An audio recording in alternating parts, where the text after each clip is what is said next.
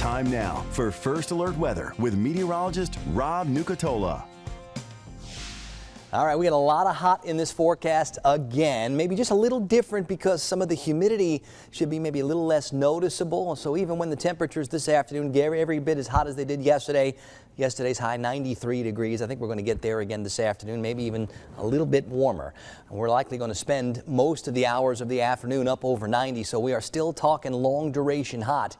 But when you ratchet down the humidity just a little bit, it does feel maybe a little less uncomfortable outside, and that also allows the overnight temperatures to bottom out a little bit lower like we're seeing in many areas this morning. Now, I do think we'll find a few clouds at a few times today, but it's more about the clear than the cloudy. And if you're looking for some showers, maybe some of our western areas that didn't get so much rain with the hurricane last week, maybe we can find a couple of isolated showers, but that's probably the best that we can hope for. So lots of dry, lots of hot, and I don't think a lot of change is coming for the next couple of days. We're at 68 degrees this morning in Thomasville. We're at 71 in Tallahassee. We're at 72 in Valdosta. And if you look at those dew point temperatures, they start with a 6. Doesn't seem like a big drop from 72 to maybe 68 or 69. But it does make it feel different out there, and that means the air is just a little bit less moist this morning. The more of that we can get, the better chance we have to be able to lower some of those overnight temperatures just a little bit more. How about a 64 in Live Oak? It's 68 in Quincy, 69 in Mariana, also 69 at Bainbridge and at Camilla. So got more 60s than 70s this morning. That's a little tiny baby step in the right direction. I don't see a lot of wind in our forecast. If there is a breeze today, it'll be more from the east, and I don't expect it to be breezy or anything. A little bit of patchy fog in Live Oak where the visibility is down to 2 miles, though most everybody else 7, 8, 9 miles, so we're doing okay with that. Not a lot of organized anything across the lower 48. There's going to be a weak boundary trying to get here by like Thursday, and maybe it can help to wring out a few more showers. But of course, that's Thursday. Today's Tuesday, and we got a lot of sunshine, a lot of hot coming our way for the next couple of afternoons. Lots of hours, that long duration hot that I like to call it.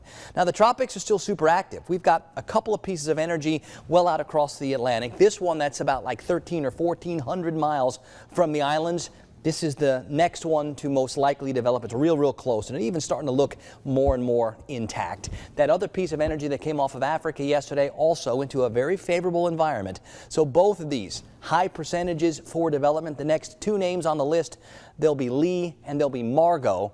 And I'd actually kind of be surprised if we don't have at least one of those today, but maybe two of them by Thursday, Friday. So lots to watch. Where they may go, still to be determined. Nothing to be concerned with. We've got lots of time to watch and see, and hopefully they'll take that northern route up over the islands and stay away from the United States, but plenty of time to keep our eyes on that for you. Winds on the Gulf today, east 5 to 15, seas 1 to 3 feet, so not bad for the boaters. 60s and 70s this morning, less muggy. It's a huge step in the right direction.